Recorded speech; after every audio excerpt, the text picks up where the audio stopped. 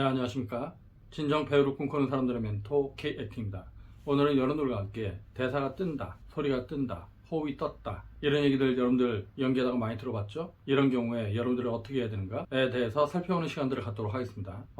우리가 연기를 하다 보면은 그런 얘기들을 많이 듣죠. 대사가 뜨잖아, 소리가 뜨잖아, 호흡이 떴잖아, 어미가 날아가고 있잖아, 어두가 떴잖아, 뭐 이런 얘기들을 많이 듣습니다. 근데 사실 이제 연기를 시작한 지 얼마 안 되는 사람들은 소리가 뜬다, 대사가 뜬다, 호흡이 떴다, 이게 무슨 개념인지 감도 못 잡고 있는 친구들이 많이 있을 거예요. 그래서 오늘은 왜 호흡이 뜨는지, 왜 소리가 떴다고 하는지, 왜 대사가 떴다는 표현을 듣는지, 왜 그런 지적을 듣고 있는지, 그런 부분에 대해서 살펴보면서, 그러면 여러분들이 소리가 뜨거나 대사가 뜨거나 호흡이 뜨지 않게끔 하기 위해선 어떤 방법들을 취해야 되는지, 그런 부분들을 살펴보는 시간들을 갖도록 하겠습니다. 제가 최근에 계속 호흡과 발성에 대한 내용들을 하고 있죠. 지금 몇 달간에 걸쳐서 이렇게 이제 비중 있게 다루고 있는 거는, 그리고 했던 얘기 반복하고 했던 얘기 반복하면서 아주 기본부터 하나하나 밟아오고 있는 이유는 뭐냐면, 여러분들이 정말로 제대로 말을 하거나 제대로 연기를 하기 위해선 이런 부분들이 몸에 체화가 되어 있어야 되니까, 이런 부분들이 몸에 아예 배어 있어야 되니까, 즉 나중에 여러분들이 말을 하거나 연기를 할 때 호흡이나 발성을 생각하면서 연기를 하거나 말을 하면 돼요, 안 돼요? 안 되겠죠. 그러면 어떻게 해야 돼요? 제가 실제 연기를 가르칠 때 처음 배우는 학생들한테는 호흡의 안정감, 복식호흡, 자연스러운 발성, 호흡의 센터, 소리의 센터, 감정의 센터, 이런 걸 굉장히 중시해서 가르치고 있거든요.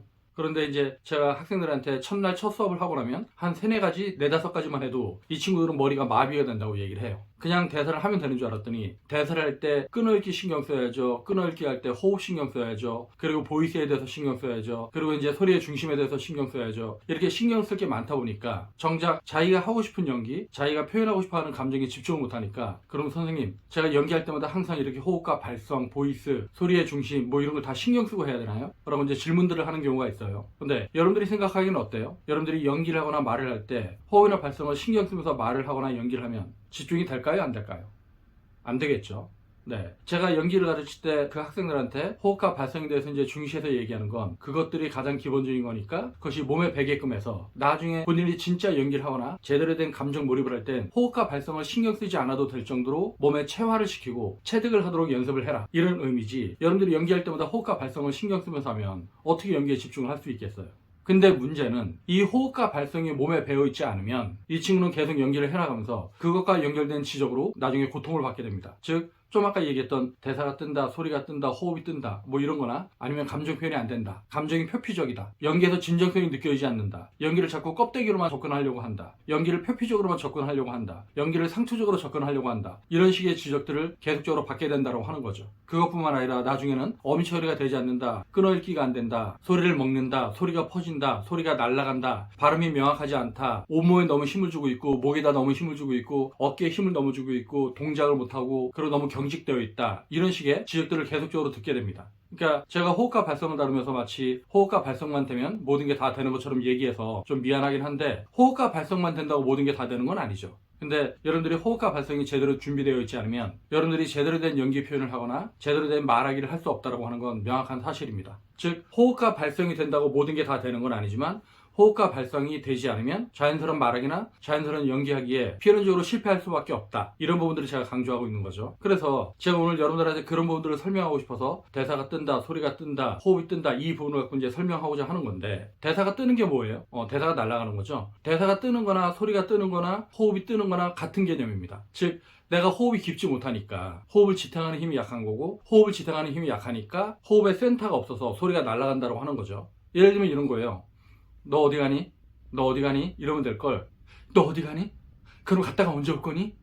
아, 그렇구나, 이런 식으로 되는 거. 저는 이제 호흡이 뜨는 거나 소리 뜨는 걸 이제 제대로 흉내를 낼 수가 없는데, 제가 대학을 다니거나 아니면 대학에서 막 졸업했었을 때, 대학로에서 배우 활동을 할 때 저도 대사가 뜬다, 소리가 뜬다, 이런 지적들을 좀 많이 받았었습니다. 근데 그 당시엔 대사가 뜨는 거나 아니면 소리가 뜨는 게 이제 뭔지 모르니까, 대사가 뜬다는 게 뭐예요? 호흡이 뜬다라고 하는 게 뭐죠? 그러면 이거를 고치려면 제가 어떻게 해야 돼요? 라고 물어보면 거기에 대해서 답해주는 사람이 아무도 없었죠. 제가 하는 연기를 보고 뭔가 이상하긴 한데, 대사가 날아가고 대사가 선명하지 않고 호흡이 떠 있는 건 알겠는데 저게 왜 그렇지? 저걸 고치려면 어떻게 해야 되지? 이런 부분들은 연출이나 아니면 선생님들, 그분들이 그런 방법을 제시할 수 없었다고 하는 거죠. 그래서 여러분들이 호흡이 뜨는 걸 막으려면 호흡이 깊어져야 됩니다. 뭐 누군가는 호흡을 내린다, 소리를 내려라, 호흡을 내려라, 뭐 이런 식으로 표현하는데, 우리가 연기를 배울 때 연기 용어는 아무렇게나 쓰면 안 되거든요. 무슨 얘기냐면 호흡을 내린다? 소리를 내린다? 저는 이런 부분들이 되게 잘못된 표현이라고 생각을 하고 호흡이 깊어져야 되죠. 소리가 깊어져야 됩니다. 왜 그런 거냐면 여러분들이 호흡을 내린다, 소리를 내린다 하면 여러분들은 여기를 누르게 돼요. 즉 이 후드로 인위적으로 목을 누르게 되죠. 그걸 여러분들이 소리를 내리거나 호흡을 내리는 걸로 착각합니다. 그래서 이제 소리가 뜬다라고 하니까 소리가 안 뜨게 하려고 너 어디 가냐? 이렇게 하던 친구가 너 어디 가냐? 너 어디 가냐? 이렇게 하는 경우들이 발생한다고 하는 거예요. 결국 A라는 습관을 고치려고 B라는 습관이 생긴다고 하는 거죠. 근데 문제는 어떤 연출이나 선생님들 같은 경우는 호흡이 뜨고 소리가 뜨는 것보단 목으로 잡는 게 좀 더 좋게 들리니까 그렇게 라고 얘기를 한단 말이에요. 그러니까 이 친구는 호흡이 뜨는 거, 소리가 뜨는 걸 방지하려고 목을 눌러서 너 어디 가냐? 갔다 언제 올 거니? 이런 식의 연기를 하게 된다고 하는 거죠. 이게 좋아요? 안 좋죠. 이런 게 바로 A라는 습관을 고치려고 B라는 습관을 만드는 건데 우리가 습관을 고칠 거면 그 습관을 없애서 좋은 방식으로 가야지 그 안 좋은 습관을 없앤다고 다른 식의 안 좋은 습관을 만들면 안 된다고 하는 겁니다. 그러니까 우리가 연기를 배우고 화술 연습을 하고 호흡과 발성을 배우는 이유가 뭐예요? 내가 연기를 자연스럽게 하고자 하는 데 목적이 있는 거잖아요. 근데 A라는 부자연스러움을 없애려고 B라는 부자연스러움을 만든다. 그러게 되면 안 되겠죠. 그래서 저는 호흡을 내린다, 소리를 내린다 이런 식의 연기 코멘트는 없어져야 된다고 믿는 사람이고요. 오히려 호흡이 깊어져야 된다, 소리가 깊어져야 된다 이렇게 표현하는 게 좀 더 과학적이고 정확한 지적이라고 할 수 있을 겁니다.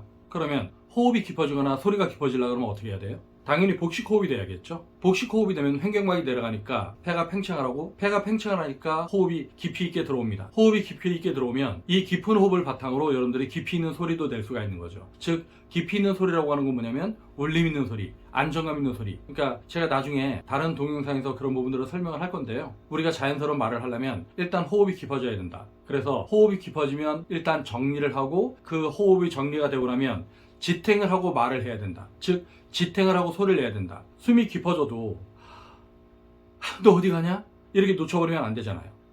그러니까 깊어졌으면 너 어디 가냐? 깊어졌으면 숨이 들어와서 정리되고 지탱을 하고 너 어디 가냐? 너 어디가? 너 어디가? 이렇게 돼야지 너 어디 가냐? 이런 식으로 호흡을 놓치면 안 된다고 하는 거예요. 그러니까 제가 호흡과 발성을 지속해오면서 이제 나중에는 화술적인 부분으로 넘어가야 되니까 그런 부분들을 1차적으로 한번 정리하려고 지금 호흡이 뜬다, 소리가 뜬다 이 부분을 갖고 얘기하고 있는데 여러분들 주변에서 잘 보세요. 말을 할 때 소리가 떠 있거나 호흡이 떠 있는 친구들 없는지. 일반적으로 호흡이 떠 있거나 소리가 떠 있는 친구들을 발견하기 어려운 경우도 있겠지만 연기를 할 땐 호흡이 뜨거나 소리가 뜨는 친구들이 되게 많이 있습니다. 근데 왜 연기를 할 땐 그런 현상이 많이 생기는 걸까요? 이유는 일상적으로 여러분들이 자기의 욕망에 맞게끔 자기의 충동에 맞는 말을 하기 때문에 호흡이 뜨거나 소리가 뜨는 현상들이 별로 발생하지 않는데 연기의 경우는 자기 욕망이 아니잖아요. 자기 충동이 아니라고. 자기 감정이 아니다 보니까 인위적인 호흡을 남발하고 인위적으로 소리를 내다 보니까 그렇게 호흡이 뜨고 소리가 뜨는 현상들이 생기는 거죠. 그러니까 제가 저번에 호흡과 발성을 강의하면서 호흡의 중심, 소리의 중심, 소리의 센터, 소리의 지지대를 형성해라 이런 얘기들을 했을 거예요. 바로 이런 부분들이 호흡을 정리해라, 호흡을 지탱해라, 안정감 있는 소리를 내라 이런 부분들하고 연결이 되는 거죠. 여러분들이 안정감 있는 소리를 낸다고 하는 건 소리가 뜨거나 대사가 뜨지 않는다고 하는 겁니다.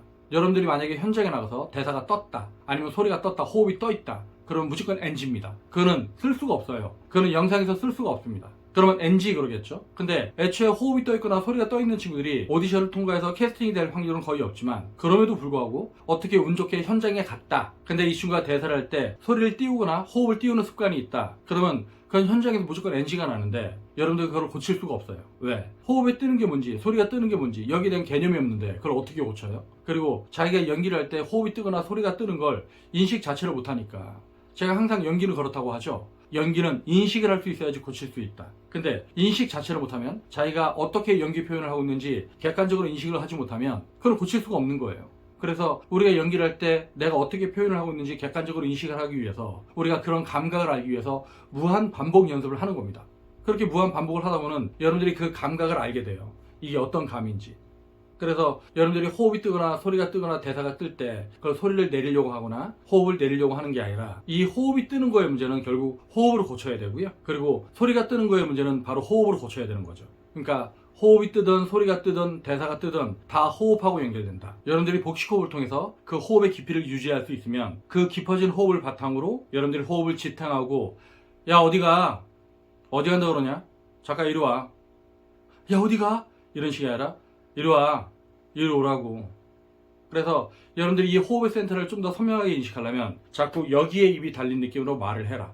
입이 여기 달렸으니까 이쪽으로 말을 하는 게 아니라 입이 여기 달려서 이렇게 말을 하다 보면 대사가 뜨는 겁니다. 그리고 소리가 뜨는 거예요. 호흡이 뜨는 거예요. 날아가죠. 호흡을 놓치니까. 즉 호흡이 뜨는 친구들은 호흡이 얕으니까 이 후두부로 호흡을 통제하려고 합니다. 근데 이 후두부는 소리를 내는 발성기관이지 호흡을 통제하는 기관이 아니에요. 여러분들이 호흡을 통제하려면 이 횡격막으로 통제를 해야 되는 거죠. 그래서 호흡과 발성이 중요하다고 얘기를 하는 겁니다. 그리고 호흡이 뜨거나 소리가 뜨는 친구들의 특징이 뭔지 알아요? 그런 친구들은 대부분 턱이 들립니다. 이렇게 턱이 들려요. 턱이 들리고 그리고 시선도 되게 높아져요.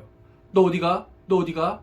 그래서 예를 들어서 키가 187인 친구가 시선을 높이 들고 너 어디가? 이런 경우들이 많이 있거든요. 그러면 키가 187인 친구가 저 위를 보고 연기를 하면 대상은 키가 몇이라는 얘기예요? 한 2m 3, 40 된다는 얘기 아니에요. 근데 본인들도 모르게 소리가 뜨는 친구들은 그런 습관들이 있다고 하는 거예요. 그러면 여러분들이 말을 제대로 하거나 아니면 대사를 정확하게 전달하려면 여러분들이 어떻게 해야 될까요? 대상을 자기 눈앞에다 두고 선명하게 인식해서 너 어디가? 그러지 않뜨죠. 너 어디가? 대상은 여기 있는데 소리는 여기다 띄우잖아. 그러면 내가 말을 대상한테 하는 거예요? 아니면 대상을 인식도 하지 못하고 저 멀리에다 대사를 날리고 있는 거예요? 대사를 날리고 있는 거죠. 근데 우리가 일상적으로 말을 할 땐 대상에 대한 정확한 인식을 갖고 말을 하잖아요. 근데 연기를 할 땐 대상이 사라집니다. 대상에 대한 정확한 인식이 없다 보니까 소리도 날아가는 거죠. 그러니까 여러분들이 소리가 뜨거나 호흡이 뜬다고 할 땐 굉장히 많은 거에 연기적인 문제가 발생을 한다고 생각하면 돼요. 그래서 여러분들이 제대로 말을 하거나 아니면 연기 표현을 제대로 하려면 대사가 뜨지 않아야겠죠. 대사를 날리지 않아야겠죠. 그러면은 대상을 정확하게 인식하는 가운데 내가 복식 호흡을 바탕으로 안정적으로 소리를 내야 된다. 근데 대사가 뜨는 거의 반대는 목을 누른다가 아니라 호흡의 깊이를 유지하고 소리의 깊이를 유지하는 가운데 말을 할 수 있어야 된다. 그래야지만 여러분들이 자연스러운 연기를 하고 제대로 된 스피치를 할 수 있다. 네, 오늘은 여러분들과 함께 호흡이 뜬다, 소리가 뜬다, 대사가 뜬다. 그것이 그렇게 안 되게 하려면 여러분들이 어떤 훈련을 해야 되는가, 이런 부분들에 대해서 살펴봤는데요. 여러분들이 여기에 대해서 의문이 있으면 제가 그 전에 올려둔 호흡과 발성에 대한 동영상들이 있잖아요. 그 부분들을 참고해서 여러분들의 안 좋은 습관들을 극복하길 바라고요. 네, 오늘 동영상은 여기서 마치도록 하겠습니다. 그러면 다음 동영상 볼 때까지 안녕.